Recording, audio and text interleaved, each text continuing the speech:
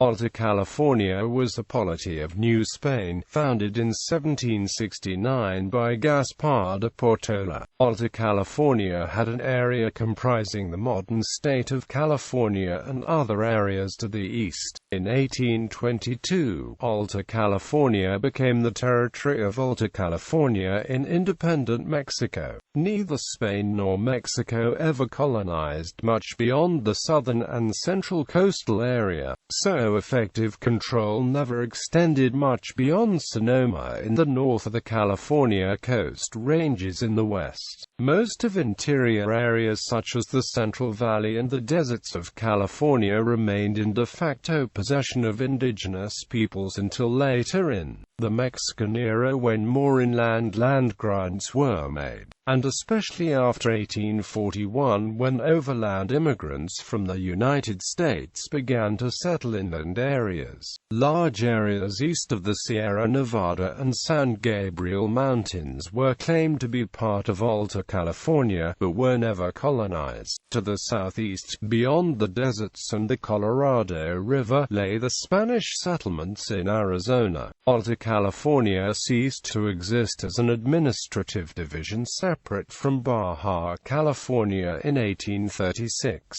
when the Siete Leyes constitutional reforms in Mexico re-established Las Californias as a unified department. The areas formerly comprising Alta California were ceded to the United States in the Treaty of Guadalupe Hidalgo that ended the Mexican-American War in 1848. 2 years later, California joined the Union as the 31st state.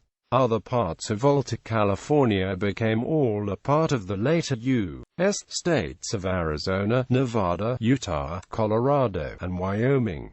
Spanish colonization. The Spanish explored the coastal area of Alta California by sea beginning in the 16th century and considered the area a domain of the Spanish monarchy. During the following 2 centuries there were various plans to settle the area, none of which were effectively carried out. These included Sebastián Vizcaíno's expedition in 1602–03, preparatory to colonization planned for 1606–07, which was cancelled in 1608, plans promoted by Father Eusebio Quino, who missionized the Pimeria Alta from 1687 until his death in 1711, plans by Juan Manuel de Olivan Reboledo in 1715 resulting in a decree in 1716 for extension of the conquest which came to nothing. Juan Bautista Durance's proposed expedition from Sonora in 1737, a plan by the Council of the Indies in 1744, and the one by Don Fernando Sanchez Salvador, who researched the earlier proposals and suggested the area of the Gila and Colorado rivers as the locale for forts or presidios, preventing the French or the English from occupying Monterey and invading the neighboring coasts of California, which are at the mouth of the Carmel River. Alta California was not easily accessible from New Spain. Land routes were cut off by deserts and often hostile native populations, and sea routes ran counter to the southerly currents of the distant northeastern Pacific. Ultimately, New Spain did not have the economic resources nor population to settle such a far northern outpost. Spanish interest in colonizing Alta California was revived under the visita of José de Galvez as part of his plans to completely reorganize the governance of the interior provinces and push Spanish settlement further north. In subsequent decades, news of Russian colonization and maritime fur trading in Alaska, and the 1768 naval expedition of Pyotr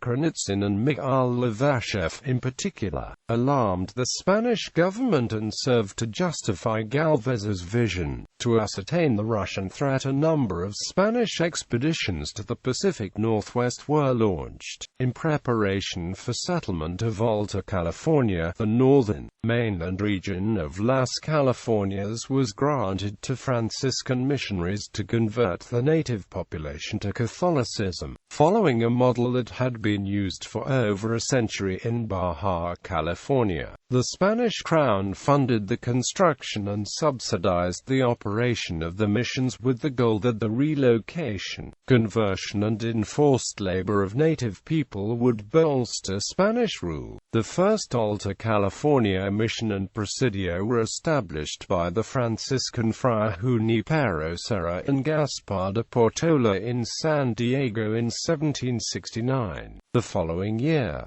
1770, the second mission and presidio were founded in Monterrey. In 1773, a boundary between the Baja California missions and the Franciscan missions of Alta California was set by Francisco Palou. The missionary effort coincided with the construction of presidios and pueblos, which were to be manned and populated by Hispanic people. The first pueblo founded was San Jose in 1777, followed by Los Angeles in 1781. Spanish rule. By law, mission land and property were to pass to the indigenous population after a period of about 10 years, when the natives would become Spanish subjects. In the interim period, the Franciscans were to act as mission administrators who held the land in trust for the native residents. The Franciscans, however, prolonged the control over the missions even after control of Alta California passed from Spain to independent Mexico, and continued to run the missions until they were secularized, beginning in 1833.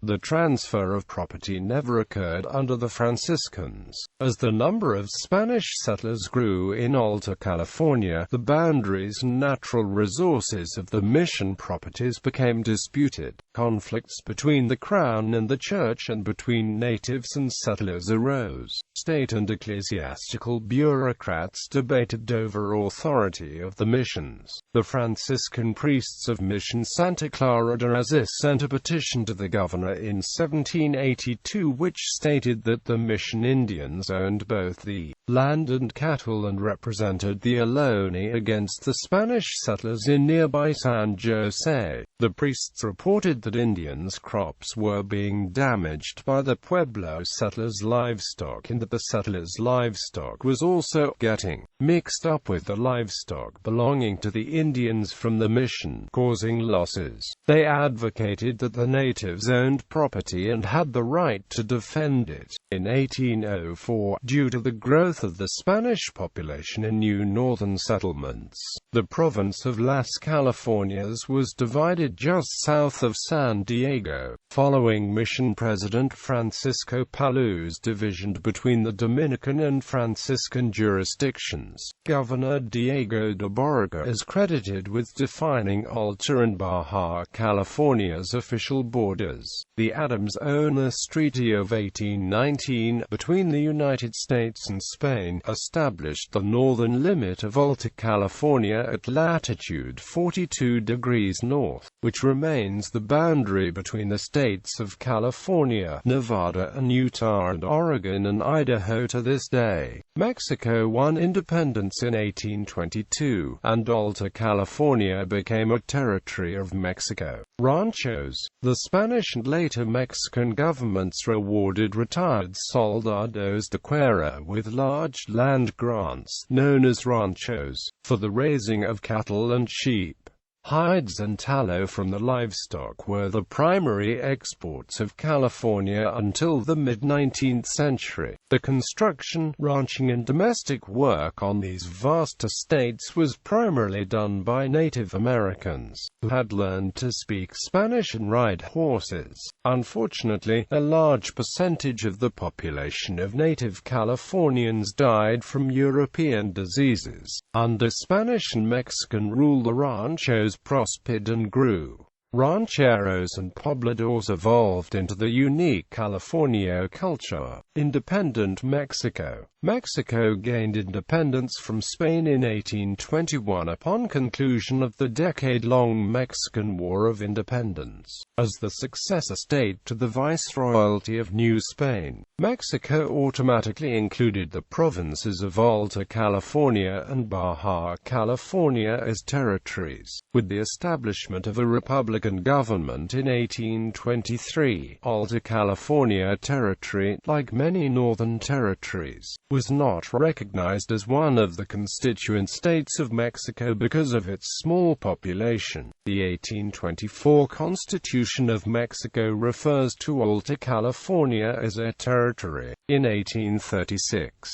Mexico repealed the 1824 Federalist Constitution and adopted a more centralist political organization that reunited Alta and Baja California in a single California department. The change, however, had little practical effect in far-off Alta California. The capital of Alta California Territory remained Monterrey, as it had been since the 1769 Portola expedition first established an Alta California government, and the local political structures were unchanged. The 1824 Constitution was restored in 1846. A more important development was increasing resentment of appointed governors sent from distant Mexico City, who came with little knowledge of local conditions and concerns. Also, laws imposed by the central government without much consideration of local conditions, such as the Mexican Secularization Act of 1833, caused friction between governors and the people. The friction came to a head in 1836 when Monterrey-born Juan Bautista Alvarado led a revolt and seized the governorship from Nicolas Gutierrez. Alvarado's actions began a period of de facto home rule, in which the weak and fractious central government was forced to allow more autonomy in its most distant department. Other California governors followed, including Carlos Antonio Carrillo Alvarado himself for a second time, and Pio Pico. The last non-Californian governor, Manuel Michel Torrena, was driven out after another rebellion in 1845. Michel Torrena was replaced by Pio Pico, last Mexican governor of California, who served until 1846.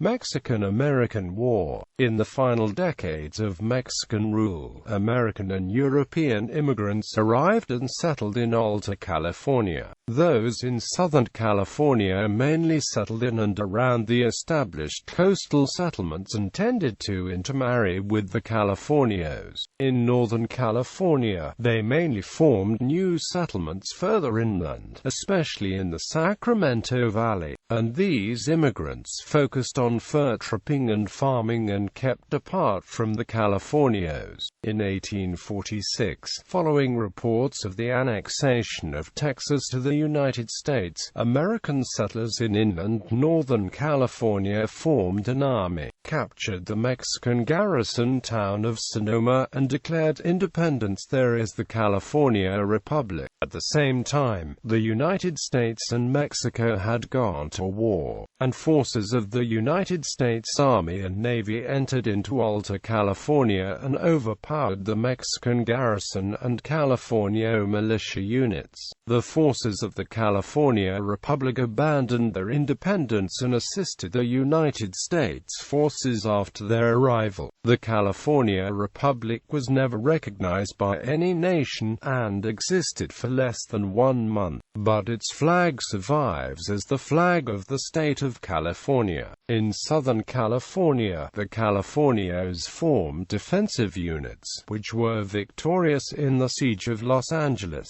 the Battle of San Pascual and the Battle of Dominguez Rancho, but subsequent encounters, the battles of Rio San Gabriel and La Mesa, were indecisive. The Southern Californios formally surrendered with the signing of the Treaty of Cahuenga on January 13, 1847. After 27 years in independent Mexico, California was ceded to the United States in 1848 with the signing of the Treaty of Guadalupe Hidalgo. The United States paid Mexico $15 million for the total lands ceded.